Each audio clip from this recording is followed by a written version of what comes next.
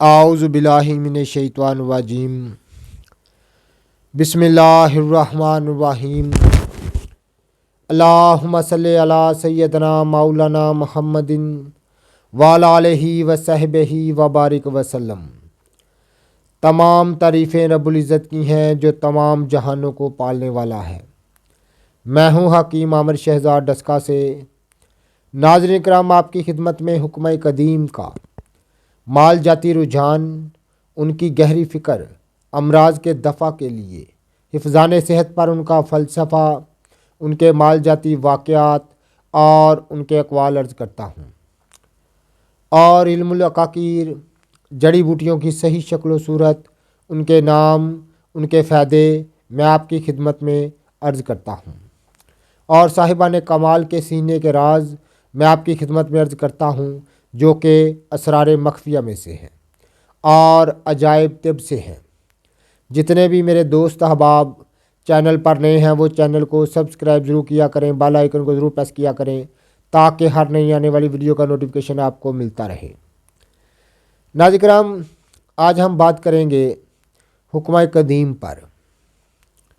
حکمہ قدیم میں سے دنیا کے ایک نامور طبیب سے ایک طبیب کا ذکر کریں گے جو کہ ایک عرب کا نامور طبیب تھا۔ اس کی سرگزشت اور اس کے اقوال اور اس کا انسانی ساقت پر تبصرہ اور مختلف امراض میں اس کی مہارت کا تذکرہ کریں گے۔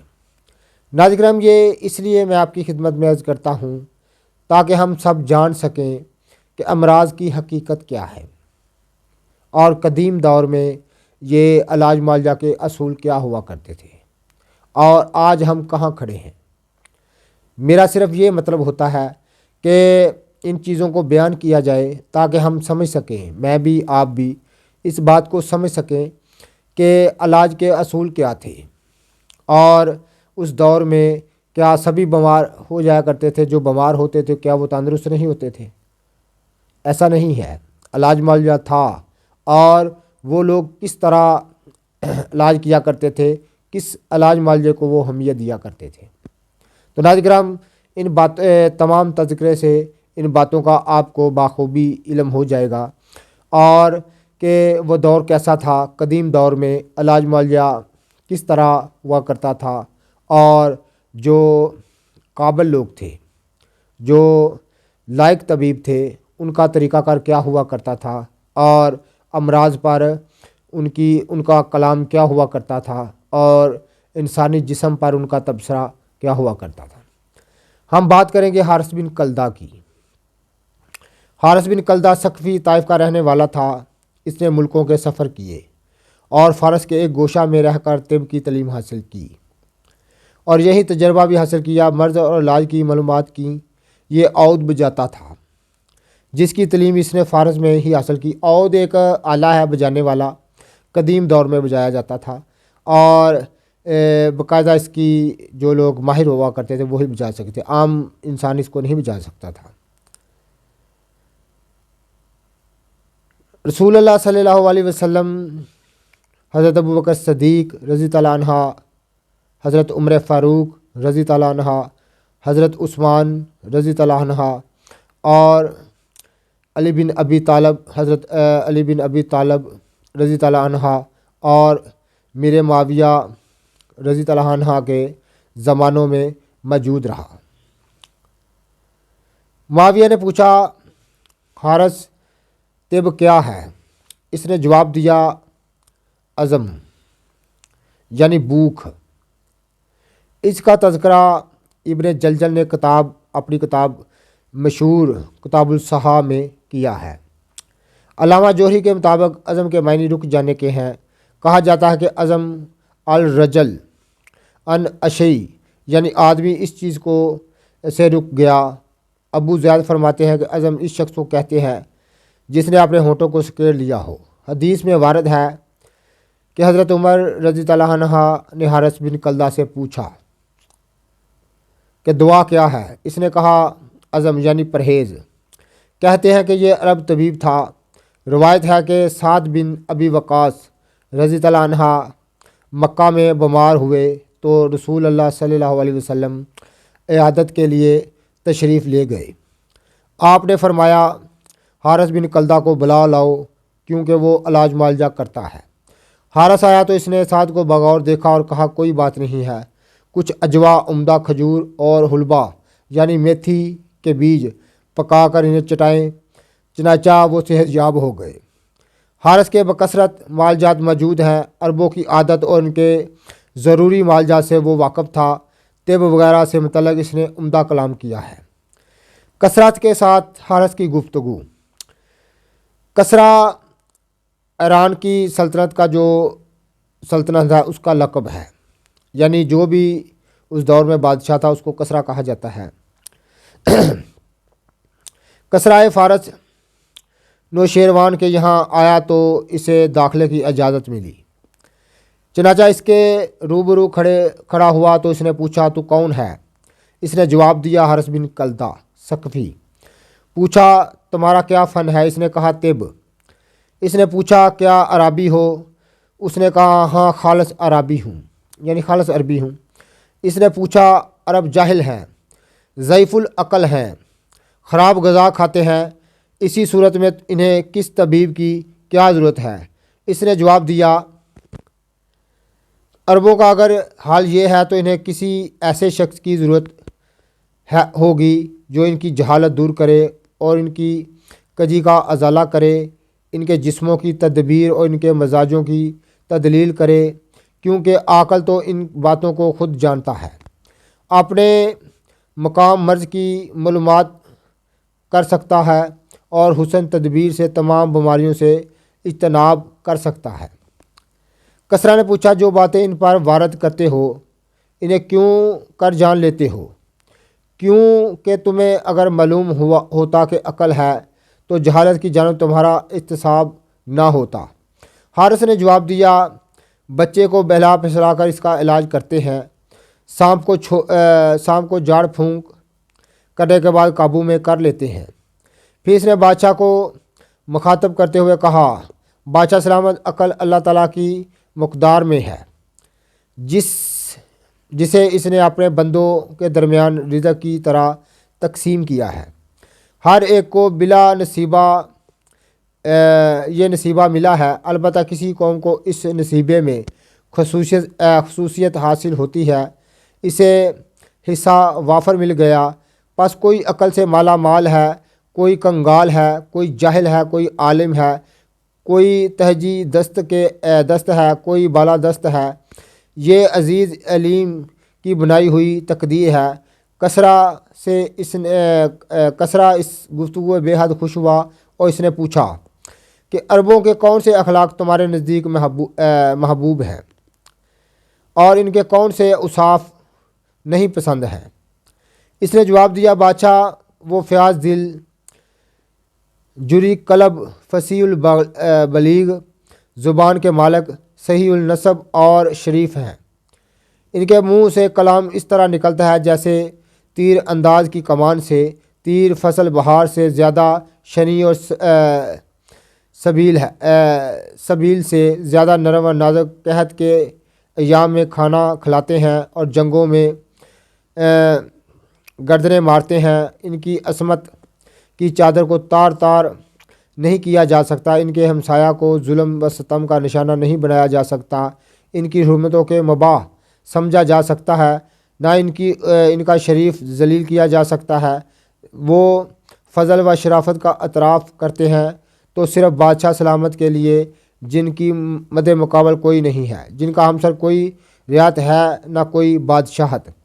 یہ ٹھوس کلام سن کر کسرا جم کر بیٹھ گیا، اس کے چہرے پر حلم و دانش کی رونق آ چکی تھی۔ حاضرین سے اس نے کہا یہ دانشور ہے، یعنی یہ عقل مند ہے، اپنی قوم کا ثنا خواں ہے، اس کے فضل و کمال کا مترف ہے، جو الفاظ اس نے کہے ہیں سچے ہیں۔ دانشور ایسا ہی ہوتا ہے جسے تجربات پختہ کار بنا دیتے ہیں۔ حارث کو اس نے بیٹھنے کا حکم دیا، چنانچہ وہ بیٹھ گیا۔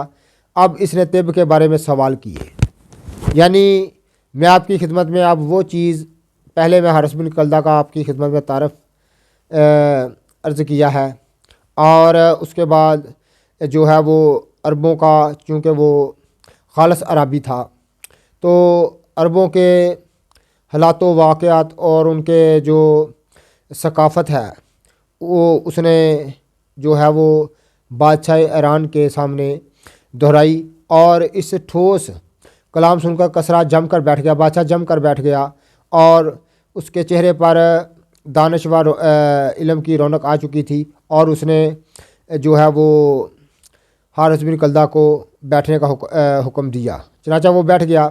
اب اس نے طب کے متعلق سوالات کیے جو کہ لاجواب چیزیں ہیں، وہ آپ ضرور توجہ فرمائیے گا، یہ عام چیزیں نہیں ہیں، یہ موتی ہیں، یہ باتیں جو ہیں وہ سونا سے لکھنے جانے والی چیزیں ہیں، تو ناظرین کرام یہ عام چیزیں نہیں ہیں، ان کو عام باتیں سمجھ کر نظر انداز نہ کیجیے گا، یہ عرب کا ایک نامور طبیب کی باتیں میں آپ کی خدمت میں عرض کرنے جا رہا ہوں، بڑی لاجواب چیز میں آپ کے جو چیزیں ہیں وہ میں عرض کرنے جا رہا ہوں، تو یہ آپ کے زندگی میں چیزیں کام آئیں گی۔ بڑی اعلیٰ اس نے گفتگو کی فن طب پر، امراض کے دفاع کے لیے اس نے بڑی اعلیٰ گفتگو کی، میں آپ کی خدمت میں عرض کرنے جا رہا ہوں۔ تو ناظرین کرام اب جو بادشاہ ہے یعنی کسریٰ ایران نے حارث سے سوال کرنا شروع کیے۔ اس نے کہا کہ حارث پانی کے بارے میں کیا خیال ہے تمہارا، پانی کیسے پیا جائے؟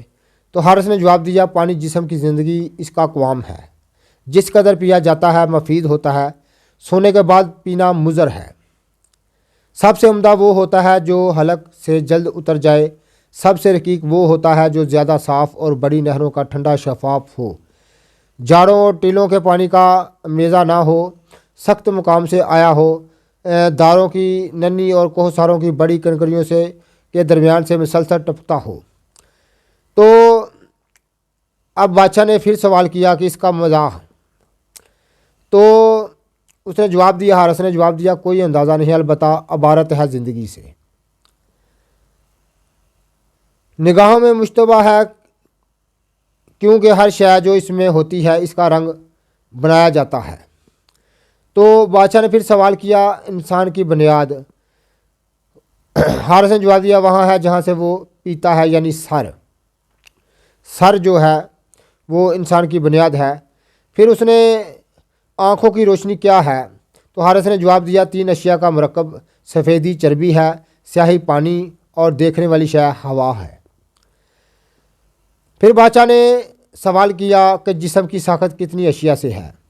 حارث نے جواب دیا، 4 طبیعتوں سے، 4 مختلف مزاجوں سے، 4 طبیعتیں مزاجوں کو کہا جاتا ہے۔ مرا سودا یہ سرد خشک ہے، مرا صفرا یہ گرم خشک ہے، خون یہ گرم تر ہے، بلغم یہ سرد تر ہے۔ بادشاہ تخلیق ایک ہی طبیعت سے کیوں نہ ہوئی؟ یعنی یہ کسریٰ ایران نے سوال کیا حارث بن کلدہ سے کہ تخلیق حضرت انسان کی ایک طبیعت سے کیوں نہ ہوئی، یعنی ایک مزاج سے کیوں نہ ہوئی؟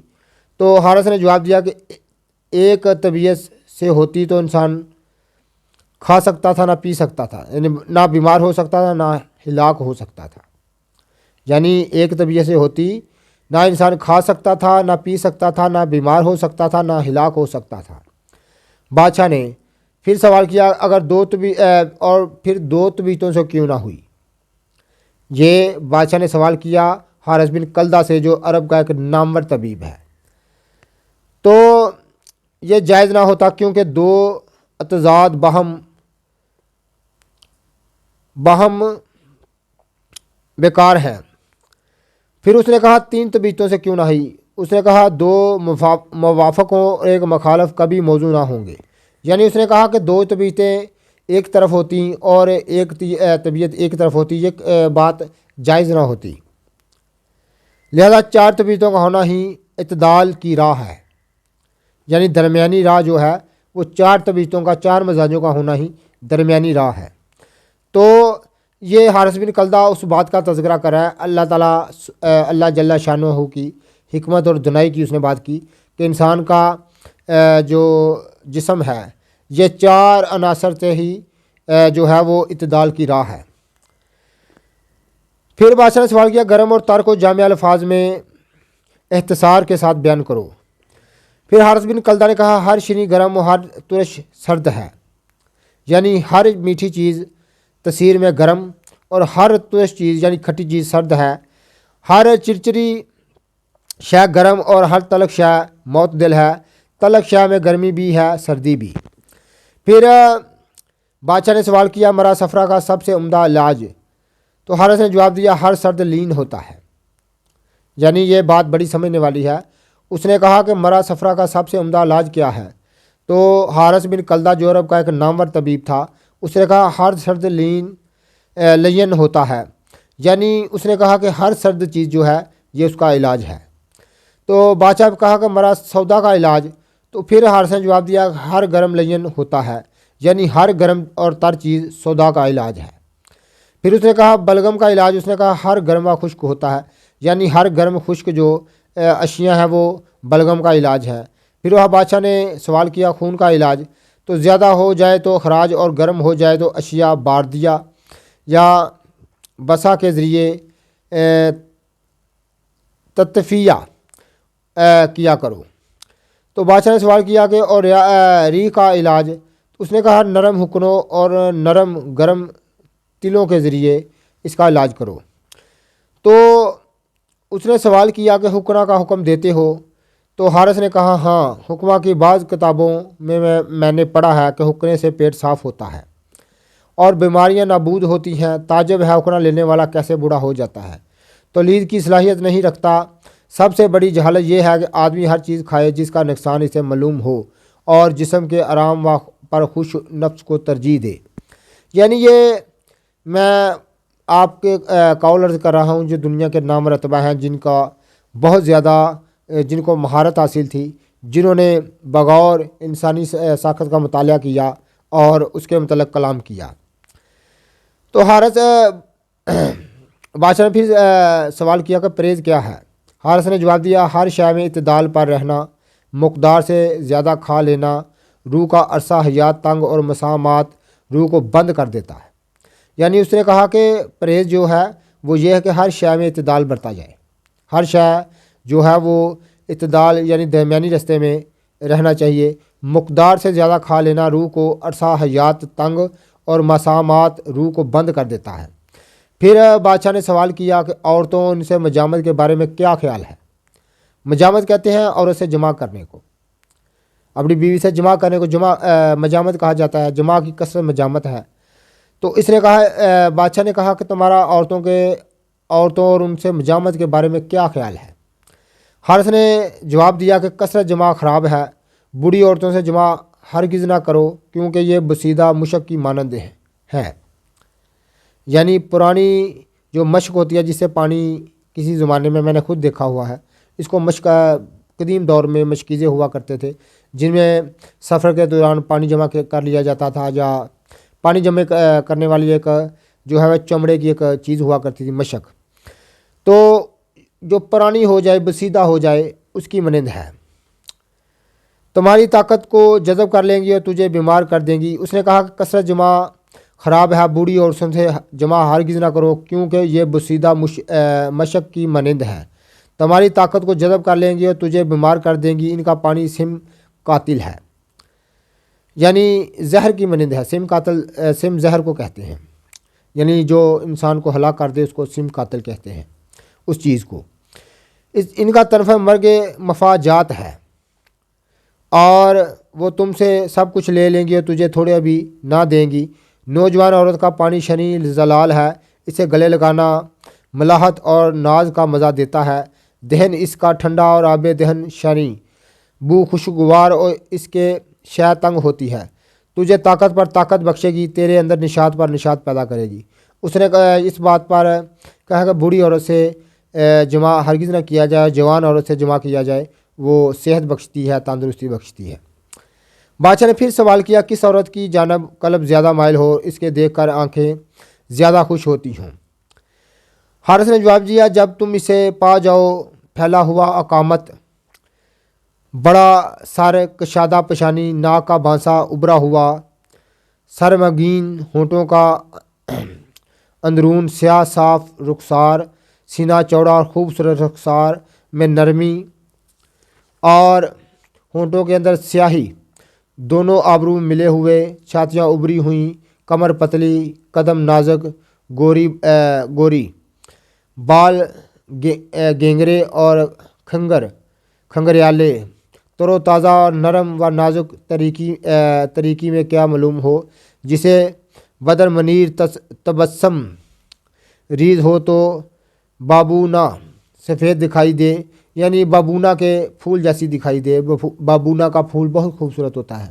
بابونا ایک نباتات کی قسم ہے، جسے کوئی ارغنونی تبسم، گویا کہ کوئی بیضا کلون، بلائی سے زیادہ نرم اور شہد سے زیادہ شیریں، فردوس اور خلد بری، یعنی ایسی لگے جیسے جو ہے وہ جنت کی حور ہے، زیادہ پاکیزہ، چنبیلی اور گلاب سے زیادہ خوشبودار، قربت سے فرحت اور خلوت میں سرور حاصل ہو۔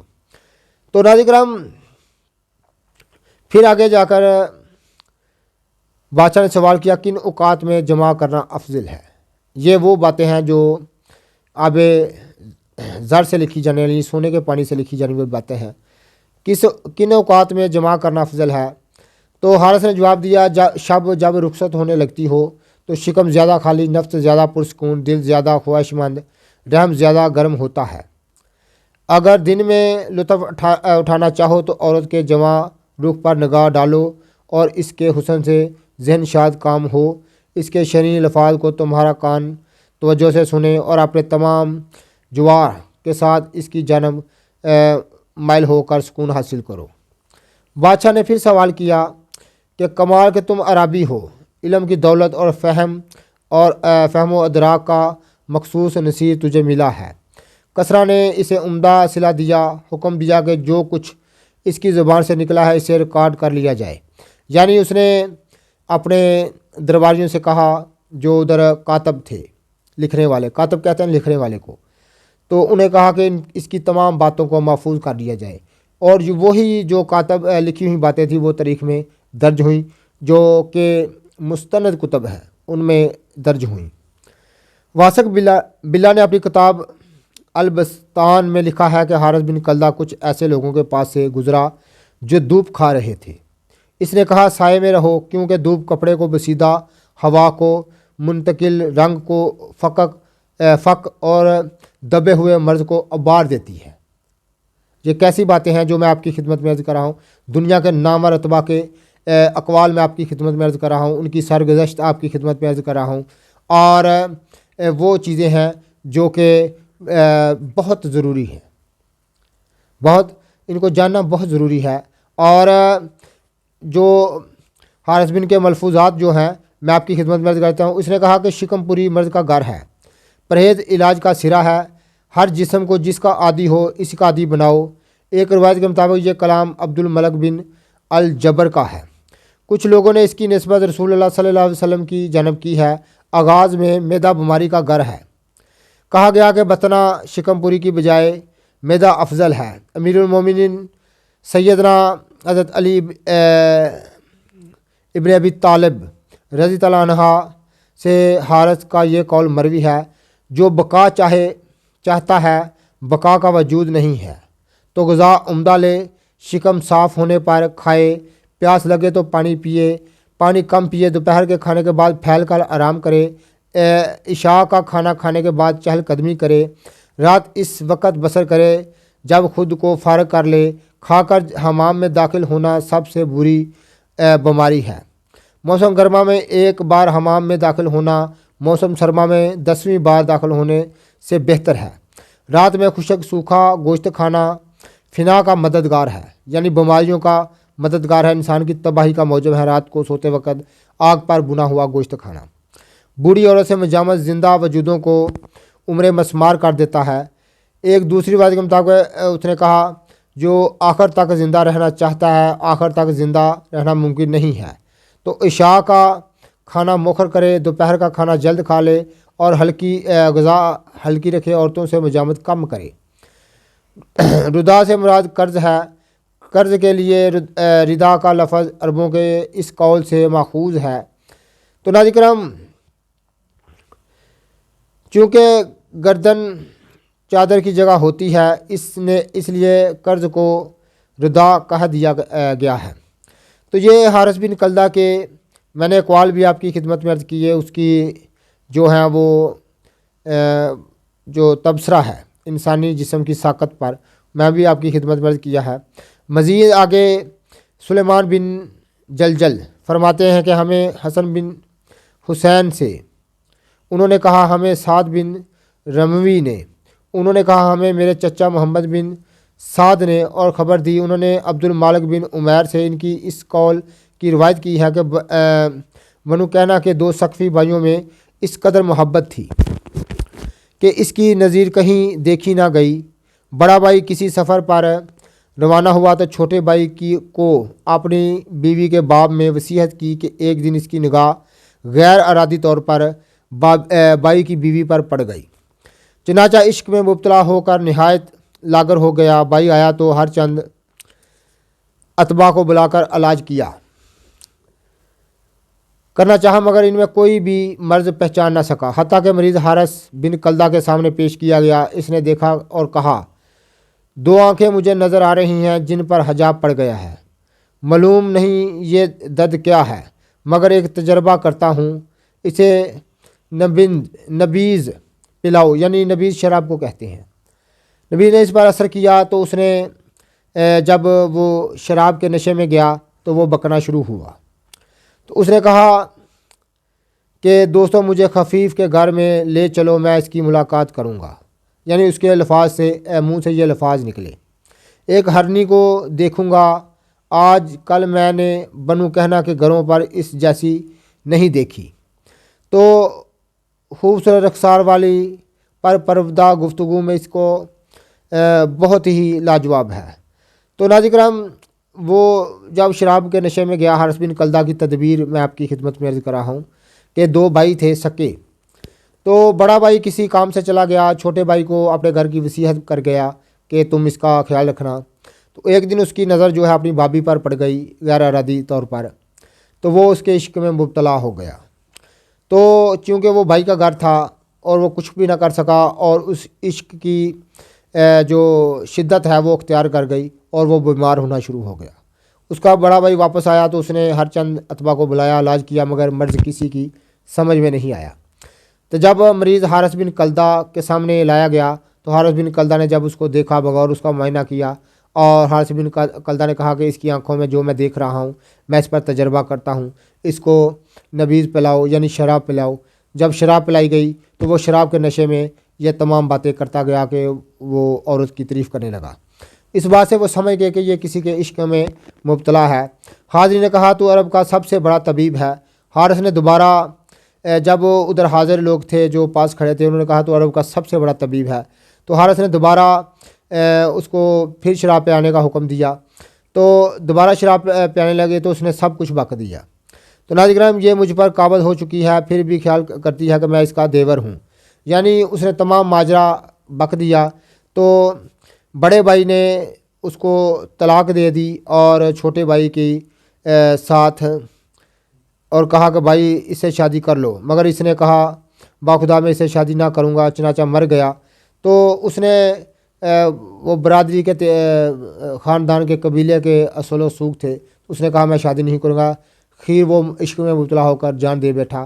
یہ تھے دنیا کے نامور طبیب کا تذکرہ میں اکثر کرتا رہوں گا، ان کی سرگزشت بھی آپ کی خدمت میں عرض کرتا رہوں گا تاکہ پتہ چل سکے کہ قدیم دور میں علاج معالجہ کس طرح کا ہوا کرتا تھا، وہ لوگ جو ہیں وہ کس قدر امراض پر مہارت رکھتے تھے، انسانی جسم کی ساخت پر کتنا ان کا مطالعہ تھا، ان تمام اعضاؤں کی تشریح وہ کس طرح کرتے تھے، اور تمام جسم کے امراض اور خبیث امراض میں بھی وہ غذا کو ترجیح دیتے تھے، یعنی غذائی علاج کو ترجیح دیتے تھے، یہ تمام اتباع سے ثابت ہے۔ تو ناظرین کرام ایسے ہی مزید انشاءاللہ تعالی واقعات میں آپ کی خدمت میں عرض کرتا رہوں گا۔ جتنے بھی میرے دوست احباب چینل پر نئے ہیں وہ چینل کو سبسکرائب ضرور کیا کریں، بیل آئیکن کو ضرور پریس کیا کریں تاکہ ہر نئی آنے والی ویڈیو کا نوٹیفیکیشن آپ کو ملتا رہے۔ جتنے بھی دوست احباب ہمارے ویڈیو کو پذیرائی دیتے ہیں ان کا بہت بہت شکریہ۔ اللہ حافظ۔